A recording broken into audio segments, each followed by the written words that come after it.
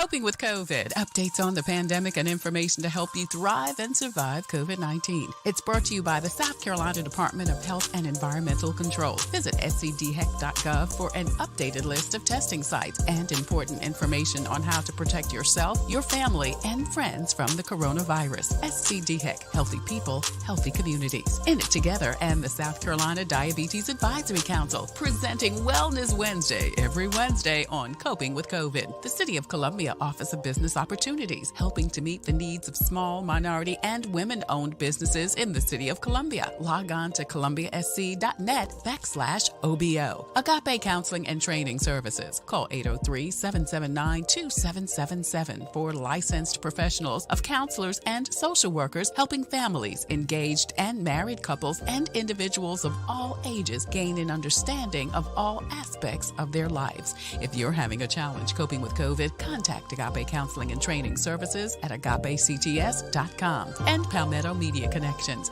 connecting media and communities together. Coping with COVID, brought to you by SCDHEC, In It Together, the Diabetes Advisory Council, the City of Columbia Office of Business Opportunities, Agape Counseling and Training Center, and Palmetto Media Connections. Coping with COVID with Trey Taylor.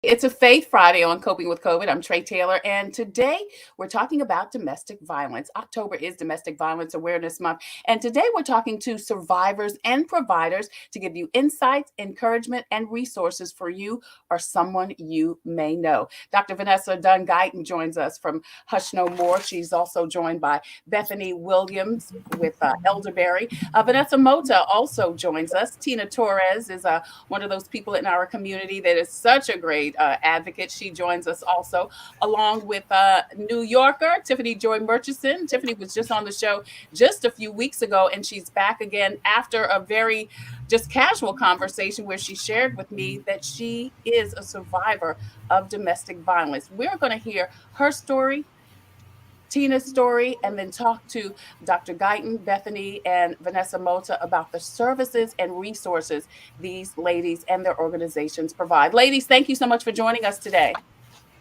Thank you for having us, Trey. Absolutely. Absolutely. We're going to talk to these ladies and more coming up next on Coping with COVID. But first, your COVID community updates. More kids than ever are seeking mental health help, and the cause is being tied to the pandemic. Suicides are up in girls ages 12 through 17, a 50% increase from 2019, and pediatric visits to the ER is up by 24% among 5 through 11-year-olds. Physicians say they are seeing lots of depression and anxiety. The good news? The American Rescue Plan does have $80 million allotted for behavioral health needs. Officials say we should be aware, sympathetic, and open to getting help for our children. If you know someone that does need help, contact the South Carolina Department of Mental Health. They have a 24-hour helpline, SC Hopes. And tomorrow is National Prescription Take Back Drug Day. It's a chance to safely dispose of your unused or expired medications. Several locations throughout the country are open and accepting drop-offs from 10 until 2 p.m. tomorrow. You can call the 800 number that you see on the screen to find out the location nearest you. Now, in South Carolina, drop-offs include Prisma Health in Columbia, Toomey in Sumter, CVS Pharmacies, the Regional Medical Center in Orangeburg, Piedmont Tech in Newberry, and the police departments in Columbia, Kershaw, Camden, Elgin, and Sumter. SCDHEC has your most up-to-date list of times, dates, and location for COVID testings and vaccinations in and around South Carolina. Visit scdheck.gov for more information. Now, if you are a veteran, veterans are being taken care of at the VA. COVID vaccinations for all veterans take place at the VA. Check the screen for more information. Kroger pharmacies are among the many retailers that are offering COVID vaccinations in and around South Carolina. Again, check the screen for details. CVS is also offering vaccines across the country in their standalone stores and in the stores that are located inside Target. Now, in Columbia, Brooklyn Baptist Church's vaccine clinic is open 7 days a week. You can see that information there. And Richland County Public Libraries, all of those locations are offering free self-collection tests. You can get 5 per week. You can see that information also on the screen. Now, if you're having a challenge making it to get your vaccination, don't miss your shot. You can get a free ride to get your vaccine at the Comet bus system. Online registration help is available through Get Set Up. If you are elderly or just not technically advanced, you can call Get Set Up and they'll help you set up your vaccination appointment. Now, Prisma Health is holding drive-through flu shots. You can see the information. All of them are drive-through locations, and they have several locations in and around South Carolina. You can see the list there. Actually, a couple are coming up.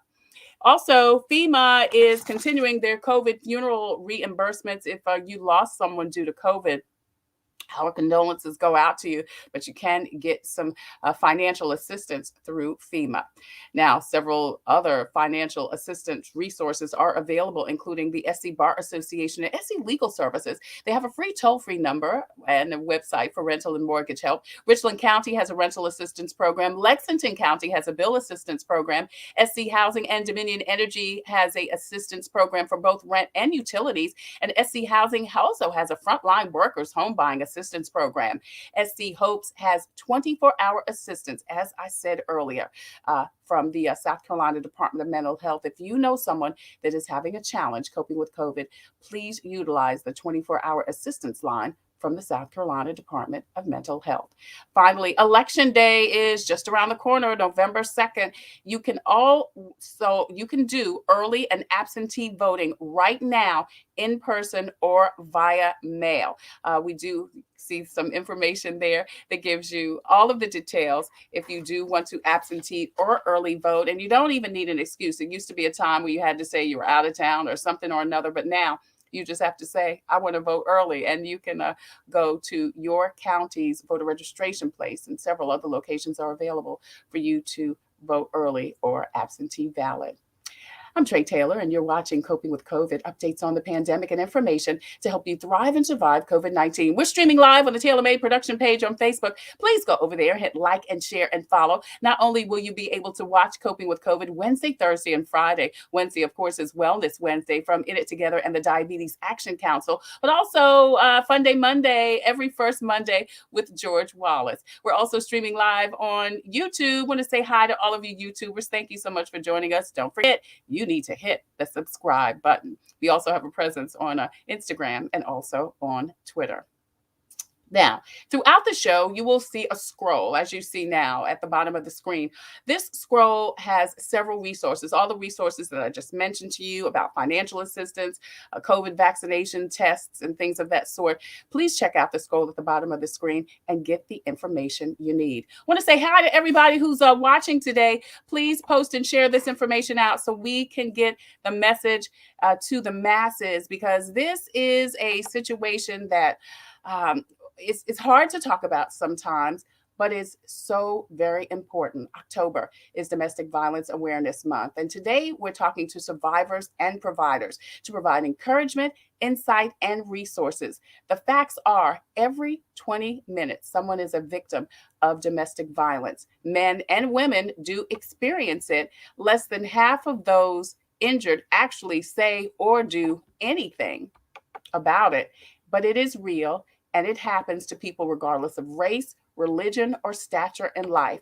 Tina Torres is a community organizer, beauty queen, activist, and incredible champion of the community. She joins us today in where I should be. Well, I will be in just about an hour in the car line at school. Tiffany Joy Murchison is a top New York PR executive that works with businesses and athletes. She was on the show just a few weeks ago, as I mentioned, discussing the new deals for college athletes.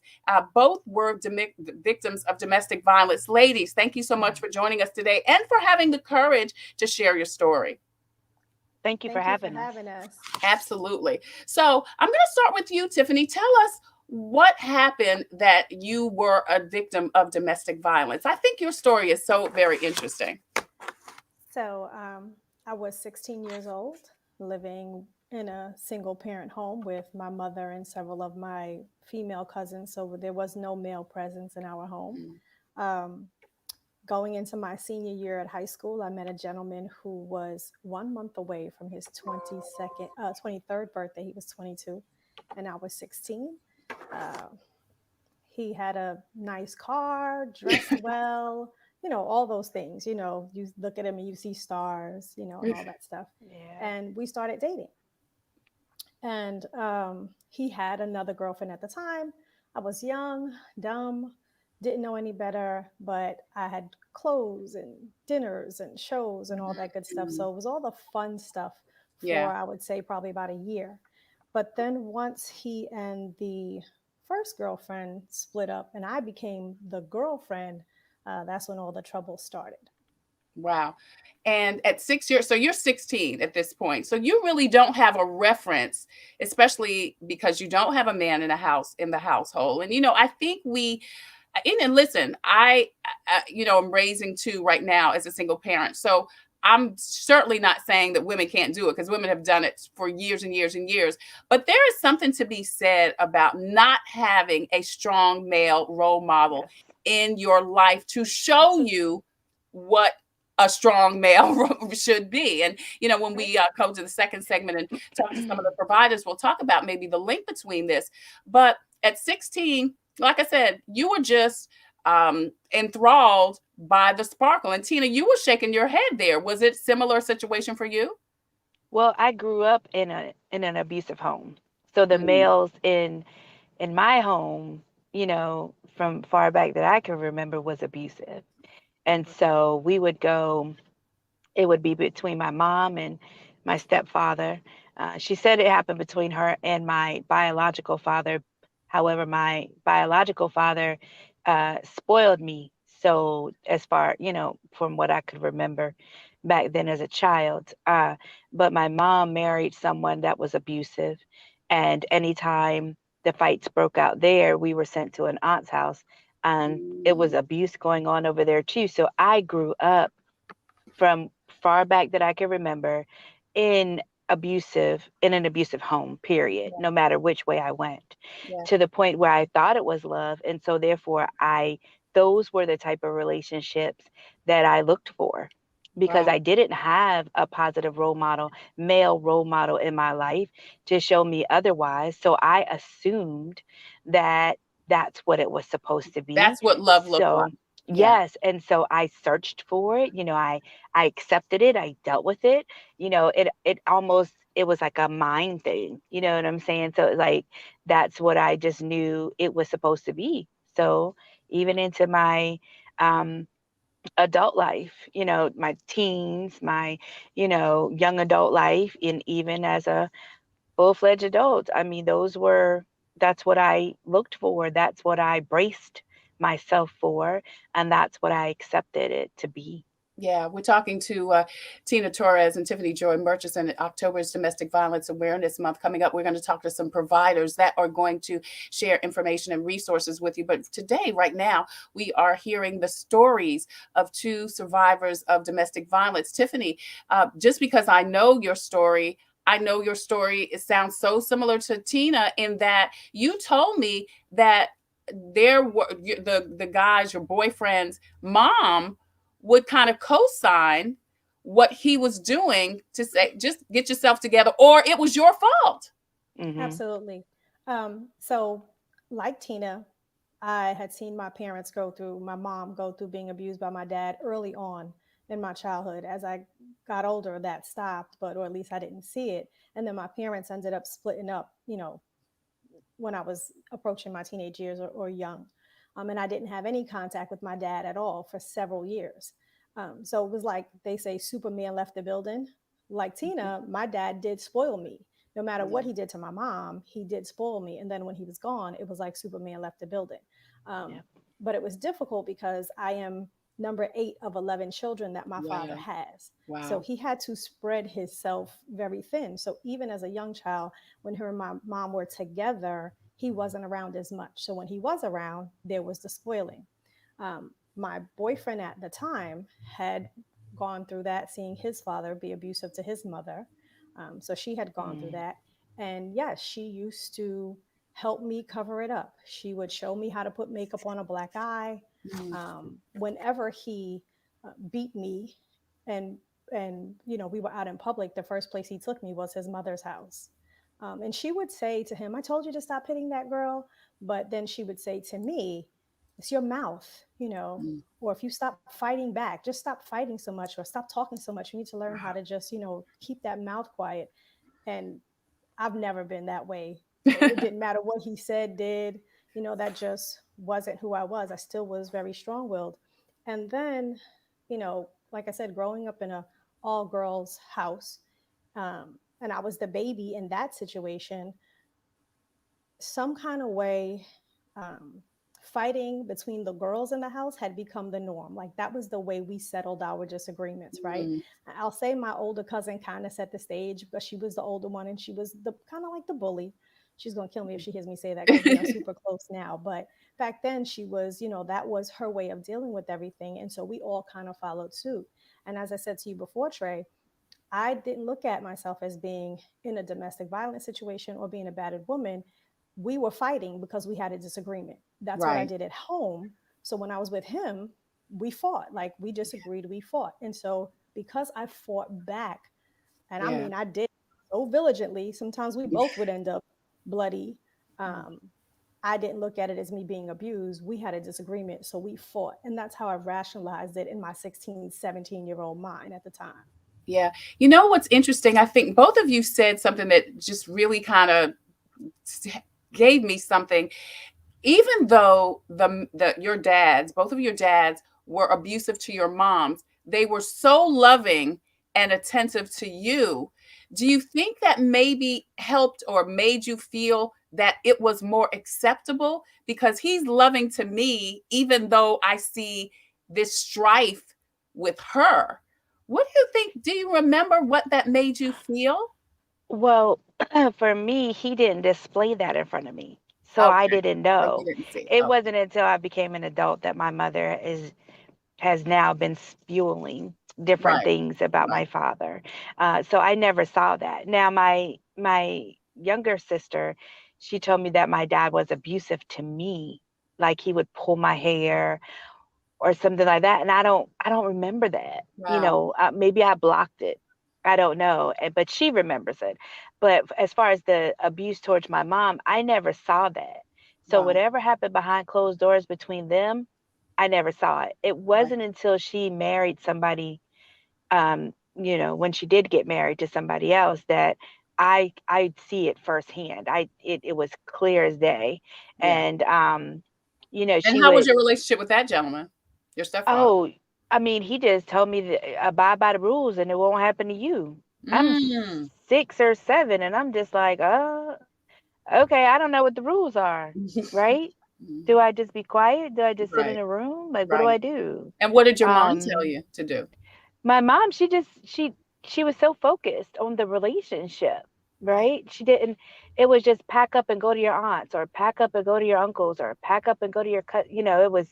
It was never like, this isn't what love is supposed to be. This isn't what life is supposed to be. I never got those conversations. And so, again, I never saw my dad do it. So for me, he was a hero because yeah. whenever he would come, that was my dad, right? That was like, I would try to sit with him everywhere he was when he came by, and things like that.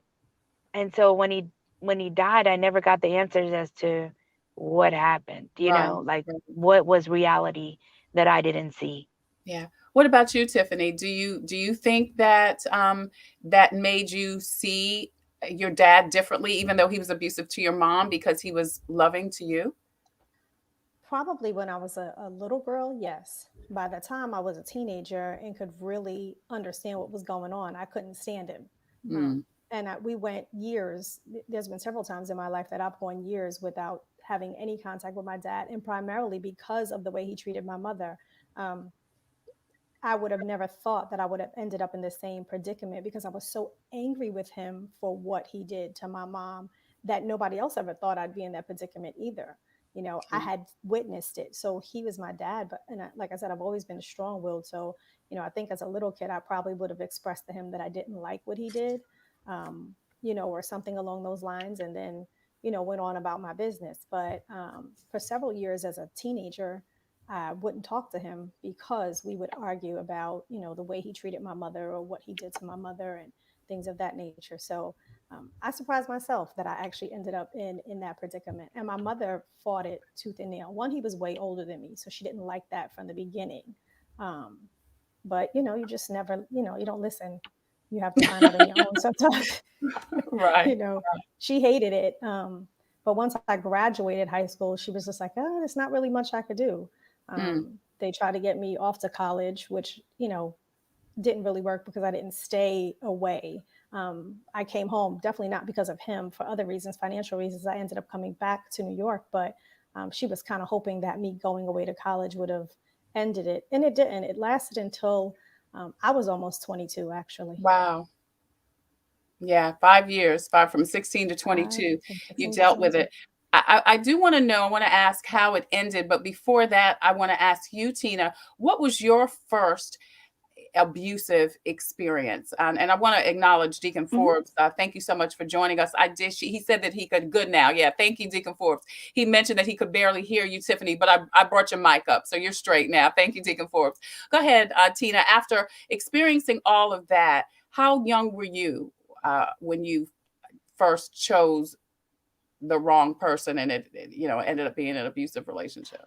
Oh, I think probably when I was like 14. Wow. I was 14, trying to find a way, trying to find love. Does that make sense? Somebody Yes. to love me. Yes. Somebody to hold me, or to somebody to tell me that I'm pretty, or somebody to tell me that they love me. And so he was Tina, older. let me jump in here, because why? You didn't feel like you weren't validated from your parents? No, my mom, she had me at 16. So, Right. she was struggling with whatever she was going through. And so it just trickled on down. So when you're shifted from house to house, you don't know what to do. You don't know who's doing what, who loves you, who cares about you. All you know is you sit down in front of the TV and you just watch it all day. Or all the kids are sent to one room while the parents are having a party in the next room, and then the fighting breaks out. So I was looking for quietness. I was looking for somebody to tell me everything was going to be okay. All of that stuff. I was looking for that, and I shouldn't have been looking for that at the age of 14. I should have been getting that from home. And so I was 14, dating somebody older, Boston, Massachusetts. There's drugs, there's gangs, there's all of that. My granddaughter's getting in the car. Thank you. Buckle up. To your mommies. So, it's all of that. So I was 14, buckle up. Yes, ma'am. Say hello. Yes, Hi. I'll take you to Pelicans, but you got to buckle up. Oh yeah, we got to go to Rita's, but go ahead. Yeah, I got to go to Rita's. So 14, I'm looking for that. So he was 19. Can I get a milkshake? He was 19, and up there in Boston, Massachusetts, you're looking for it's easy to get, right, because there's gangs and there's always somebody on the corner, all of that. So it was easy, and it was around. We probably was dating maybe about 3 months before I was told what to wear, how to wear it, and where to wear it to. And I just started doing that. I thought I was supposed to. And then I was told the time. Well, you're 15 years old, so you don't know. No, I don't. I'm thinking it's okay. Okay. And then how to eat, how to chew. Wow. What time to be. And how old was he, Tina? 19. Wow. What to eat, how to eat it, where I'm supposed to eat. I was being told everything, how hang up clothes, how to wash their clothes, how to do what I'm supposed to do for them. Make sure, everything. Some things I can't say, but everything. Yeah. So I'm 14 years old, and I'm just looking for somebody to hold on to me. Yeah. And you know what I'm saying? And then I'm waiting for the hit. I'm waiting for the cursing. I'm waiting for all of that because I know it's coming, because I get it at home. I hear it at home. So, and sure enough, I just accepted it. Wow. And then they ended up leaving, going somewhere else. So then I was looking for the next person to do it, because I was conditioned to be in that position. And so that's what I sought. And so it was 14, but mind you, I continued to be around it probably till I was 16, till I was 16. And then after that, I could just continue to be in relationships up until I was in my 30s. Wow. Tina Torres is joining us along with Tiffany Joy Murchison. It's Domestic Violence Awareness Month, and we are talking to survivors. Coming up in the next segment, we'll talk to providers and Adamia Fitness. I see your questions, and I'm going to hold your questions for the next segment because he's asking, I think you're asking some questions I think the providers could probably answer better than the survivors. But thank you so much for watching. You're watching Coping with COVID, updates on the pandemic and information to help you thrive and survive COVID-19. Tina said, Tiffany, that she was 30 before she finally recognized that this was not what she deserved or what she should have. I want to ask both of you before we take a break and go to the next segment and bring in the providers. What was it? What was the turning point for both of you that made you recognize this isn't normal? I deserve more.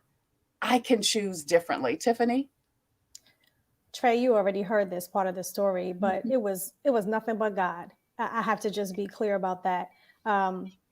Things had started to slow down between the two of us in terms of the physical, mental, and sexual abuse, because it was all the way around. But I had gotten a job at the telephone company, was looking for a church home, and one of my supervisors invited me to a service at her church. They sat me in the front row where they sat all the guests, and it was a deliverance ministry. And I had grown up going to a Kojic church, so I was no stranger to shouting and everything else.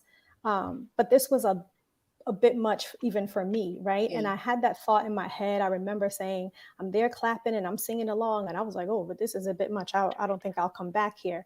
And the pastor, who was a woman, came down out of the pulpit and got me by the hand. And she said, I know you won't be back here. I know this is a bit much for you. And I remember thinking, how the heck did she know? Like, I didn't say that out loud. And so she took me into the pulpit. She said, but you're here today because God has a message for you.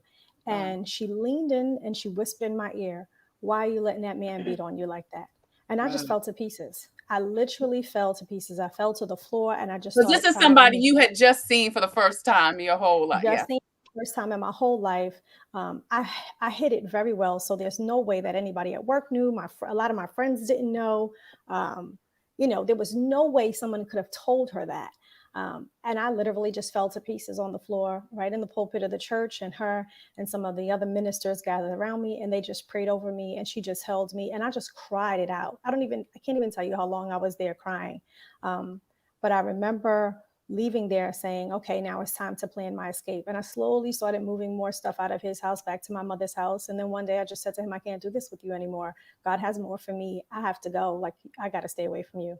And it just kind of fell out. And my mother said to me, when she realized that it was over, she sat down next to me and she said, you have been a stepmom, a battered wife. You've run, he was a drug dealer. You've done things that, you knew you shouldn't have done. She said, are you done now? And I said, yeah, I'm done. And that was it. And that was it. Wow. That was it. What was it for you? And listen, and Tiffany said, I heard the story. And this was, I tell you, we were just having another whole different conversation. And when the conversation came to this and she told me that, I was like, you need to be on the show Friday because because listen, and I'm a believer. So I believe in hearing from God. I believe in signs, and whether you believe in God or hamburgers, it doesn't matter. But there are things that happen in our lives that we have to listen to. It's our intuition. Sometimes it's audible, like in Tiffany's case, but sometimes it's just something that says in your spirit. And so many times we don't listen to the intuition that we inherently have. What was it for you, Tina, before we go to break? There were several moments when I got my teeth knocked out or, certain things. But it wasn't until it got closer to home, because I was hiding it so much that so my girls wouldn't see it. But it started to get closer to home and I got really, really scared. So then I, like Tiffany, scared that you would not live. No, scared that it was going to take it out on my children. On your children. And I had been doing very well at keeping them shielded from it. Yeah. And I didn't want them to, for some reason, I knew that this had to be the stopping point. Yeah. I knew that I could not let this get past me to my girls. And so I went to church like Tiffany. I went to church one day, and I don't know what happened, but there was a lady, I guess they're deacons maybe at then, I have to say it for back then. And I touched her, and she said, "You need me?" And I said, "Yes, ma'am." I said, "I don't know if I'm doing this the right way or the wrong way, but I am scared to go home and I need some help." And from that moment on, they got me situated. They helped me plan the escape. They helped me get the girls. They put me on a bus, and I came to South Carolina, went straight into sister care, and began to try to process my life from that moment. Wow. Wow. You've heard Tina's story, Tiffany's story. It started out rocky. It could be your story, but it ended up where both of them had someone that intervened in their lives, and they are here, successful, alive, striving to tell the story, not only tell the story and share the story, but to advocate for people in the same situation. And it happens over and over and over again. Coming up, we're going to talk to some ladies in the community that are those conduits, or are those providers, that are those rescuers for women and men who are dealing with domestic violence. And Adam, I see a couple of your questions. We're going to get your questions answered coming up next on Coping with COVID. Tiffany and Tina, thank you so much for sharing your stories. We appreciate it. Thank you. Thank God that that there was somebody there for you. And thank God that you were strong enough and unselfish enough and bold enough to not only share your story, but then try to help somebody else. We appreciate you, lady. Ma'am. We'll come right back with more on Coping with COVID. I'm Trey Taylor. Computers, they're a part of our everyday lives. But when they're not working, they're an everyday problem. So call Computers Unique, your everyday solution. 803-351-5821. Is your computer running slow? Won't turn on? Do you need a screen replaced? Or maybe you just need another computer? Well, Computers Unique is your one-stop shop for all your computer needs. They have a wide variety of new and pre-owned PCs, Macs, and tablets. So call Computers Unique, Dutch Square Mall, 803-351-5821. 803-351-5821. Let Palmetto Painting Services take the worry out of your next home painting project. We can paint anything. Our business is about interior painting and exterior painting. We offer services for residential and commercial properties. Restore the life to your home with a fresh coat of paint from Palmetto Painting Services. References are available upon request. Give us a call at 803-546-4570 today. The Comet gives me a reliable source of transportation. It's very convenient to me, and they have wonderful drivers. It's clean and it builds community. It's fun to meet people. It makes me feel like really independent. It's just fun. It's always going to be there and it gets me everywhere I need to go. We try to ride every single day. Comedy is our livelihood. Imagine yourself 1 year from now. You've tackled your prediabetes, you're eating well, staying active, and reducing stress. You've even made a few new friends, all because you took charge of your health and lowered your risk of type 2 diabetes. It's possible when you join In It Together SC. You can start by taking our online risk assessment. Find a coach to help you with real-life solutions. This can be you, and it can all start today. Find an online or in-person program. Visit InItTogetherSC.org to get a healthier head start on your future. Brought to you by the Diabetes Advisory Council of South Carolina. How will you remember the year 2020? COVID. Losing my job. Working 12-hour shifts in a mask. Losing my grandma to COVID. COVID has claimed thousands in South Carolina and strained our health system, schools, businesses, and families. If you're struggling and need to talk, call SC Hopes. That free call can help put you in touch with people who can help. This goes for healthcare workers, teachers, restaurant employees, parents, anyone and everyone. SC Hopes, mental health and addiction support for challenging times. Thank you so much for joining us on Coping with COVID, updates on the pandemic and information to help you thrive and survive COVID-19. Hey, we are streaming live on the Tailor Made production page on Facebook. Please go over there, hit like and share and follow so you can check us out Wednesday, Thursday, and Friday, and First Monday with George Wallace. We're also streaming live on YouTube. Please hit the subscribe button, won't you please? And join us also on Instagram and on Twitter. I'm Trey Taylor, and we want you to continue to push this message out so we can get the message to the masses, because today we are talking about domestic violence awareness. It is a conversation that often we shy away from, but it's so very important because so many people deal with this every single day. The numbers are startling concerning how many people actually experience. 15% of all deaths in the United States are due to domestic violence. 72% of all murder suicides involve an intimate partner. And while this is not just about women, 94% of women victims are women between the ages of 19 and 24. We spoke to Tiffany and Murchison and Tina Torres, women who experienced domestic violence. Now we want to talk to those who advocate and provide services. Dr. Vanessa Guyton launched Hush No More, a nonprofit that assists survivors of sexual assault, trafficking, harassment, domestic violence, child sexual abuse, and more. Survivors are encouraged to share their story in order to heal. She's produced a docuseries, written a book, and a coloring book to help survivors. Thank you so much, Dr. Guyton. We appreciate it. Thank you. Absolutely. Bethany Williams is a licensed clinical therapist and owner of Elderberry Experience, where she believes in a holistic approach to mental and spiritual healing.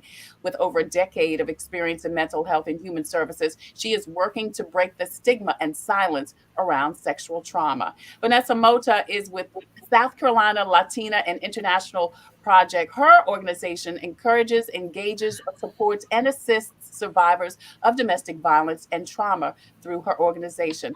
Vanessa, thank you so much for joining us. Can you take yourself off mute, please?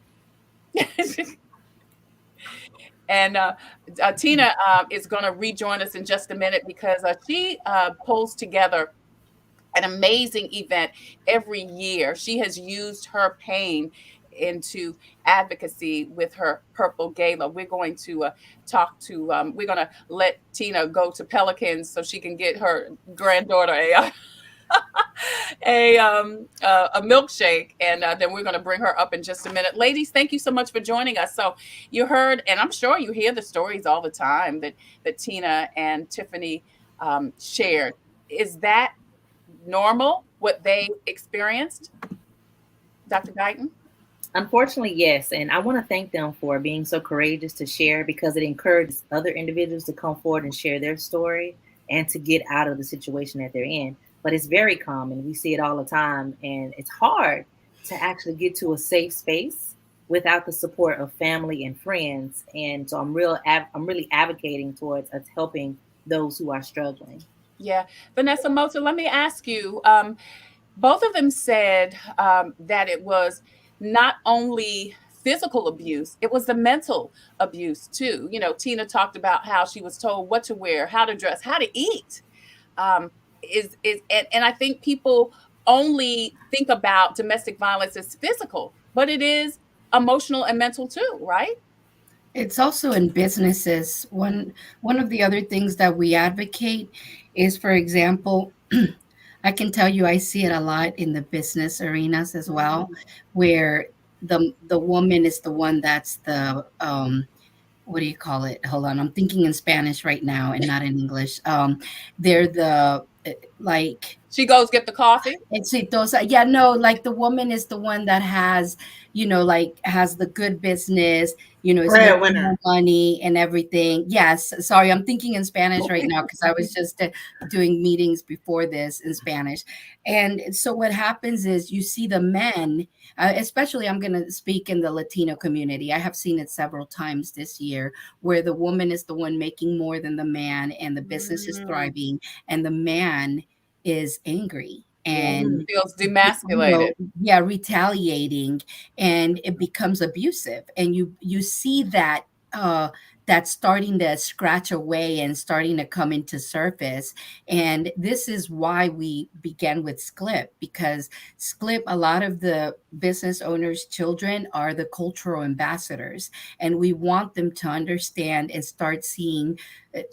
We want to give them awareness mostly on domestic violence, emotional violence, different kinds of violence that you see, sexual violence. And we also partner up with different people like Tina Darlene. We've partnered up with her already 3 years in a row with her gala. This year, we partnered up with the murdered Indigenous women with the Native Americans. And we also partnered up and we walked in Dr. Guyton's Hush No More. Why? Because we want to help be that bridge between other cultures or international. For example, sometimes because we don't understand those cultures, we don't see that the abuse is already there, especially in the Latino community. So our main resource is bringing these people to these ladies that are already out there. We do not want to reinvent the wheel or anything. We just want to make sure that we're able to be that cart or that bus that brings these women, these children.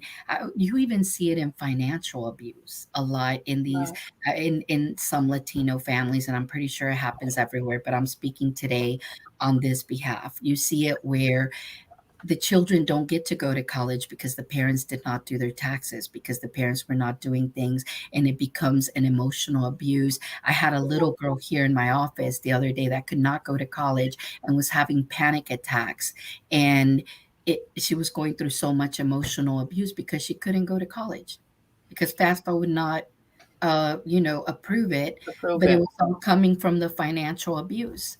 So there's so much abuse out there that we just don't see it it's not out there in surface. We always think of domestic abuse, the physical, sexual, but there's all that, even in business. I see it all the time. Well, that's so interesting that you make that point, and I'm so glad you mentioned that, because you're right.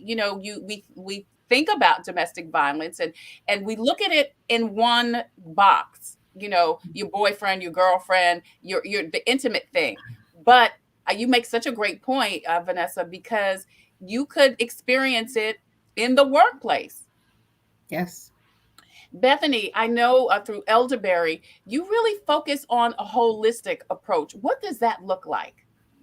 Yeah, so the Elderberry business was kind of a baby that came from my work in mental health for so long. I worked in prisons, and my main job is as a forensic interviewer, where I see the children who have witnessed the domestic violence and then also the victims of trauma. We specialize in trauma.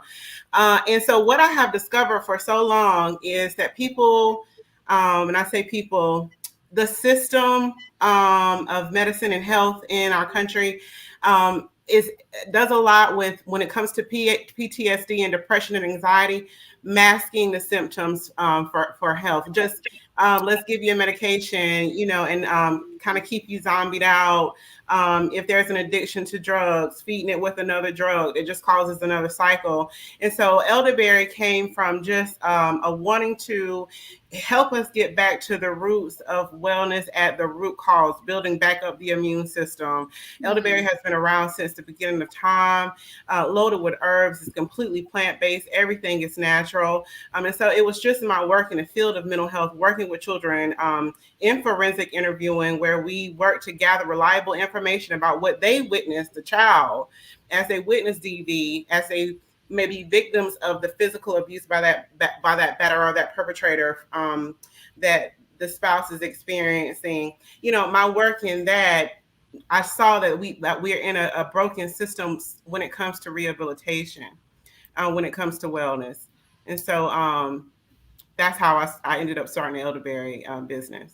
Yeah, Bethany Williams is with Elderberry. Dr. Vanessa Guyton was with Hush No More, and Vanessa Mota is with South Carolina Latina and International Project. Adam, Fitness and Gaming, had a question that kind of speaks to what you were talking about, Bethany. He wants to know, is PTSD and trauma normal after an abusive relationship? Does anyone want to take that question, Vanessa or Bethany?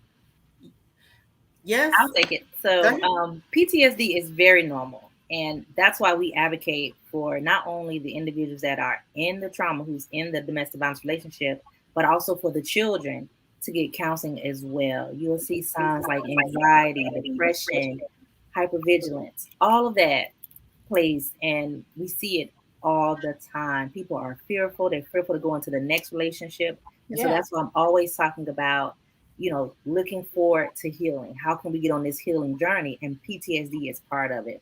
And the only thing that really helps is first admitting that you have something going on first, and then actually getting the help, getting the counseling, talking to an organization, a victim advocate about what you're going through. And so, yes, it's very common.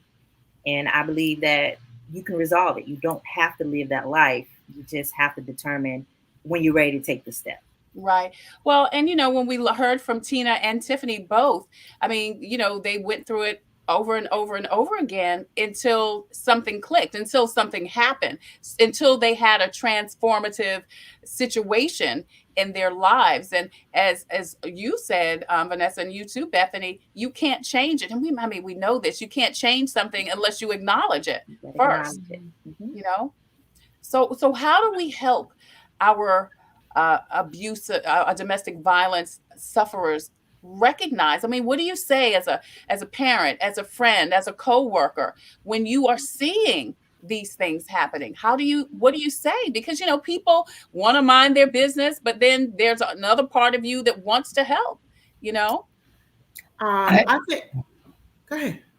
Go ahead, Vanessa. Okay, I just wanted to say that my approach, and it's maybe it may be a little bit different, but like I said, we go with the younger, the children, the young adults, and the teenagers, because a lot of times when they are learning and they are seeing things, and we're not keeping it like Dr. Guyton says, hush no more.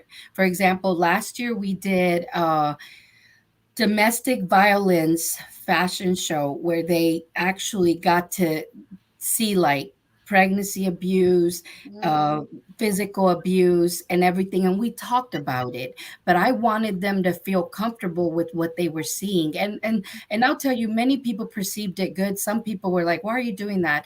But you would be amazed at how much these girls and children learned, and they're able to see it or see it come up to surface now, and they're able to express themselves even more when they see it. It's the same thing with financial abuse. Sometimes we don't talk about money at the table.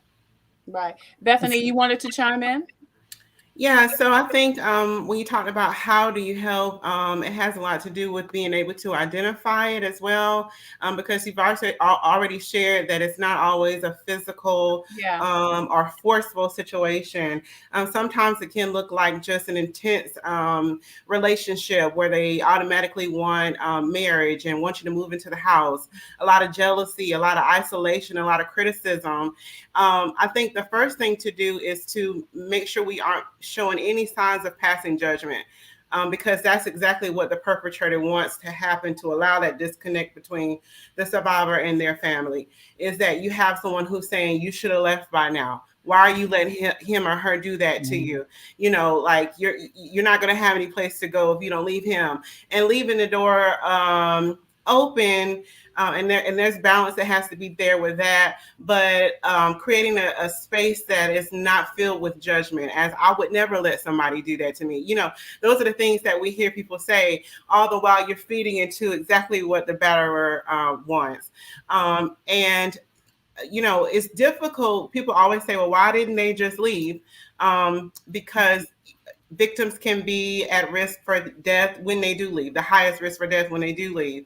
And so, of course, when we see these things and we know that a person is in imminent danger, the best that we can do is report. Imminent meaning this person could be killed tonight. So the best thing that we can do in that moment is to try to report the abuse and hope and pray and have faith that the police does what they should do in order to handle that appropriately. I used to work as a mental health clinician in the jails, and I saw the system not always create the best response for women in prisons, right? They may be calling to report the abuse, but then they're the one that ends up in prison or in jail. Wow. Right? So, finding ways around that, continue to talk about those things, say those things out loud, so the people who are working in those systems create new policies and procedures and guidelines and understand the dynamics of domestic abuse and intimate partner violence fully, so that we are able to serve victims better. Yeah, we want to thank, that's Bethany Williams with Elderberry. We're also talking to Dr. Vanessa Guyton with Hush No More, Vanessa Mota with South Carolina Latina and International Project. Want to thank Marvell Williams Mendenhall. She says somebody needs to hear this today. And we hope that somebody is listening. Listen, because if it is not that person, it is someone that you likely know. Adam wanted to ask another question. Are most abusers suffering from a personality disorder? No. I don't give abusers excuses. Do some people have mental illnesses? Yes. But at the end of the day, you make the decision to harm somebody. You make the decision. It's about power and control and hurting somebody else. I don't care how you grew up. If you grew up poor in a one single parent home, you still make the decision. And if you do have a mental disorder, then you should get help and not take it out on somebody else. So right. I love questions like that because I believe that the abuser has to accept responsibility. For their actions. But I do want to say something, Trey, because you asked what can the community do? Yes. How can we help those? Yes. I offer 2 questions that you can ask somebody that you know that's going through that's not offensive, that's not the slick comments like Bethany mentioned, right? The harmful comments is, how can I help you?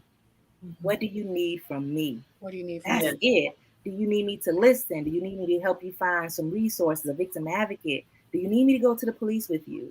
Do you need to come to my house? Do you need clothing? Do you need someone to help you come up with that exit strategy? It's whatever they need.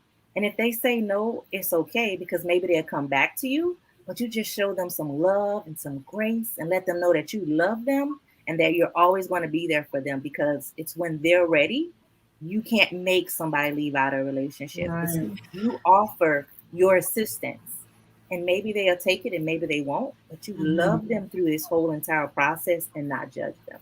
Yeah. I want to ask as we wrap up, and it's never enough time, but 2 things. I do want the 3 of you and Tina, if she will, to come back next Wednesday or Thursday, so we can really talk about it, because you brought up something, Vanessa Guyton, about the abuser too. And that is a piece of it also. All respect and everything to survivors, but there's a piece that has to do with the abusers too. So I really want to delve into not only the abusers and like step by step what needs to happen for survivors. And then with you, Vanessa, what people, listen, because people got to work. People have to have finances. So sometimes in certain situations, we feel like, oh, I got to deal with this, like in the business situation. If someone is married to someone and the woman's making more than a man, it's interesting. You said you see it, a lot in the Latina community. I think it's in the African American community. It's everywhere, but I'm you're Latina, so you're doing you. It's all good, girl. No, but I'm saying. Yeah, I just don't want to, jump, but it's everywhere. I see it, but I can tell you firsthand, I've seen it here, and I've seen it several times, where the man starts once he sees the woman. Like I just had this happen a couple of weeks ago. The man saw that the woman starting to, get her things together and organized and her business and everything, and the man began bickering and putting her down, and that's how it begins. Like, you can't do this right, this is wrong, and just offending her. And then what it's doing, it's scratching away until she becomes so wounded that she's going to either retaliate, or she's going to become very submissive and not get, start giving her finances to him, or not get anywhere. Because it is a play on your mind. It's a play on, Yes. Listen, listen, as women, we're already a little, I know I am. Let me just speak for me. I can't speak for every woman. We're already a little insecure. We're too fat, we're too short, our hair's too curly.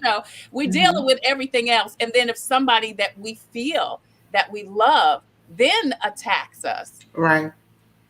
Yeah. On top of that. And then, I want to talk about COVID, how COVID has exasperated all of this. And while we are out more, I don't think that changed the impact that COVID has had on domestic violence. Mm-hmm. The thing is, COVID unmasked a lot of domestic violence that was kept behind doors because of Zoom and everything that, how many things where you see where children accidentally killed their parents, or because the guns were left there, or there were things going on where the domestic abuse was happening during Zoom meetings. There was so much unmasked that it's sad. I mean, it's just really sad, and you saw it in all the cultures. Right. So domestic violence does not have any culture it doesn't. differentiator. It's just there. It's just people deal with it differently. Like I can tell you, in the Latino community, women are more submissive. I can tell you firsthand, very submissive to the point where you can see it. You can see it if you're there for a while. You can start seeing it scratching away, and it's something that it's sad. But I hope that with Hush No More, with Elderberry and all these sister care, we're just here as a bridge, and we want to be able to connect people from different cultures to, and Tina, with everybody that's already there established, doing a great job, and we want to make sure that we connect these people because we're all together in it together. We're all different, even though we're different cultures. Oh, absolutely. People don't know that there's those resources. Yeah. We're going to bring Tina back up, but I just want to get a couple of just closing action items from each of you. If you know someone or if you are that someone. Dr. Guyton, can you? And Forgiving Hearts said, great simple questions the train. It's okay. Great simple questions that Forgiving Hearts says, great simple questions. I know you said that to ask the person, how can I help and what do you need? And then just listen. And listen. Sometimes people just need you to listen and to just love on them. Give them a hug. They just want some love. Yeah. And so that's very, very important. And that you learn resources in your community that if they ask you for them, you can give them to them. Yeah. And don't be afraid to go with them to these organizations because it's scary. It's a hard thing to do. So if they need you to go with them, go with them. Yeah. I think that's important. What do you think, Bethany? Like I said, if you guys are able to come back next week, I really want to talk about this holistic approach and especially how elderberry, and I've been taking elderberry for years. I want to know, how the elderberry really helps. But what do you say to someone who is in this situation? Just some simple things. Yeah. Simple, but things that they can do. So the thing that I run into oftentimes as a forensic interviewer and our job is to stand to gather evidence from the child in case it goes to court, right? Is that there's lack of documentation. And often that happens because the victim is not identifying it as abuse yet. Right. And so, when you start to hear things that sound like, hey, that sounds like me, that sounds like my situation, keep a journal and start documenting those things. And so that there is a case to stand on when we now get to court with this child and with this case of people who are saying I was abused. It helps to have a record of it. Mm-hmm. And also reporting, we always recommend the National Coalition Against Domestic Violence is the hotline.org because they have a text option where you can text instead of picking up the phone where a batterer might hear you. So just recording, making sure you're keeping a record of things that are happening, and then the hotline.org for help. All right. I think we have a graphic with some of those resources on it if you need more information. Tina, out of your pain came your purple gala. Tell us about that. So the Purple Gala brings is a domestic violence awareness event that we have. We've had it for 6 years, and prior to that, 3 years was a fashion show. So what we do is at that moment is when we have speakers such as Vanessa, who came this last time, and they talk about domestic violence. They talk about the signs, what to do, what organizations are around to assist, and how to go about it. The reason why I put that together was because, along with Kwan, is because we wanted to let others know that I see you and I want you to see me, and to know that we can do this. Like, you are beautiful, you are smart, and that anything that you need, we're here for you. So with the proceeds from that, we use that to assist individuals who reach out to us that need a place to stay. They need clothes, they need food, or different things like that. Some of them don't realize that they're in an intimate partner violence relationship, because they think that just because he yells or she yells and says derogatory things to them, they think that they're not in an abusive relationship. And in all actuality, they are. And so with the Purple Gala, we push out all the different signs of domestic violence, and we also honor the individuals that are in the community that are pushing awareness to domestic violence and intimate partner violence, as well as those that we've lost. So that's why we do the gala every year. And we will, even during COVID, we kept going, because during COVID, the rates had risen significantly with domestic violence and intimate partner violence. And so we went live that year, so that there were individuals who may not have been able to come out the house, who had their phone in their hand, who were able to see that we were there, and that if they need us, we're coming. Right. And it was earlier this month. And if there is there something that people can do now post Purple Gala to help you and Kwan's efforts? Yes, so I was going to say this really quickly. A lot of times, a lot of us will say, that could never happen to me. That would never be me. I would never do that. We should be more mindful of the things that we post on Facebook when we say stuff like that, because you never know. There's somebody who's watching who probably would have come to you and said, can you help me? Right. So I just wanted to say that really quickly. If we could be just a little bit more mindful of things like that with our family and our friends and our associates. So from now until then, just continue to post or comment or pay attention to your friends and your family by putting the information out about domestic violence awareness and intimate partner violence. Post numbers, learn in your community what organizations are there, post those on your Facebook page. Just make a post and just say, hey, I'm here if anyone needs to talk. Right. And then get them the assistance that they need.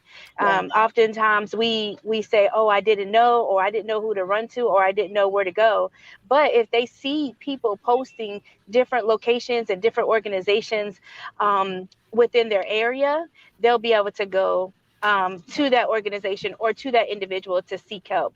So we're just asking everyone to please continue, especially during COVID, please continue to push forward the efforts of local entities that are helping assist domestic violence and intimate partner violence awareness. We have some of those resources scrolling at the bottom of the screen. So if you or someone needs help, please check the resources at the bottom of the screen. And of course, Dr. Vanessa Guyton's Hush No More organization is available. If we can put her information up. Also, Bethany Williams with Elderberry, and Vanessa Mota with South Carolina Latina and International Project. Tina, thank you so much for joining us. Thank you for assisting me in putting this panel together. And ladies, thank you. Thank you for being on the battlefield.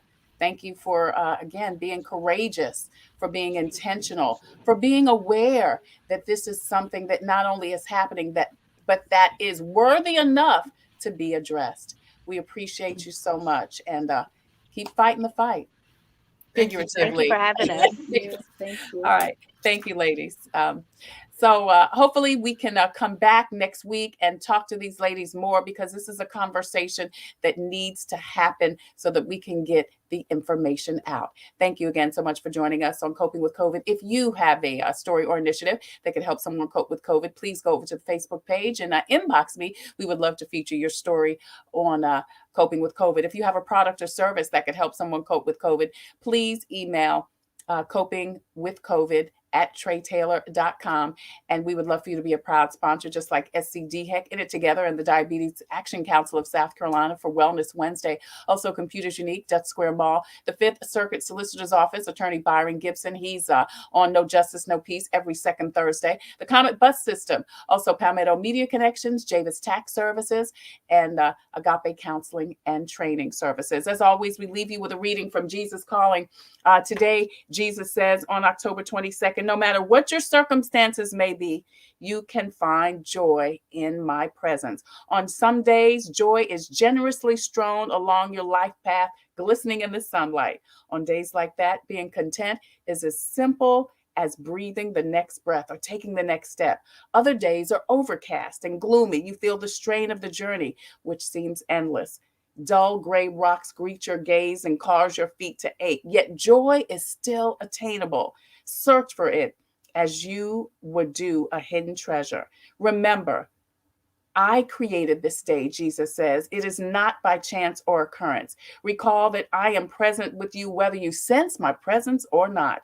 Then start talking with me about whatever is on your mind. Rejoice in the fact that Jesus understands you perfectly and knows exactly what you're experiencing. As you continue communicating with the Lord, your mood will gradually lighten. Awareness of my marvelous companionship can infuse joy into the most terrible day.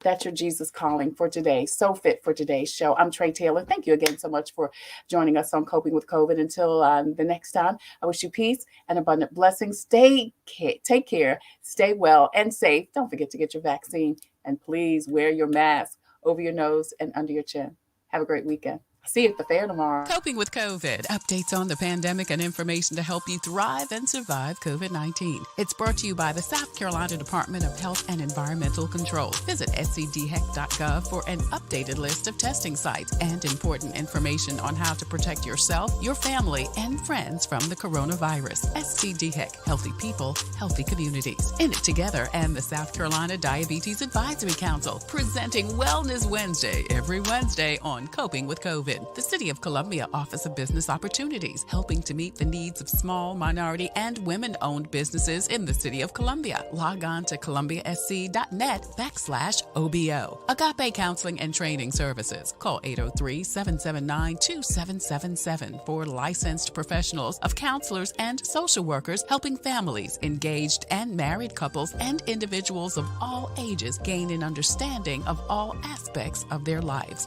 If you're having a challenge coping with COVID, contact Agape Counseling and Training Services at agapects.com. And Palmetto Media Connections, connecting media and communities together. Coping with COVID, brought to you by SCDHEC, In It Together, the Diabetes Advisory Council, the City of Columbia Office of Business Opportunities, Agape Counseling and Training Center, and Palmetto Media Connections. Coping with COVID with Trey Tailor.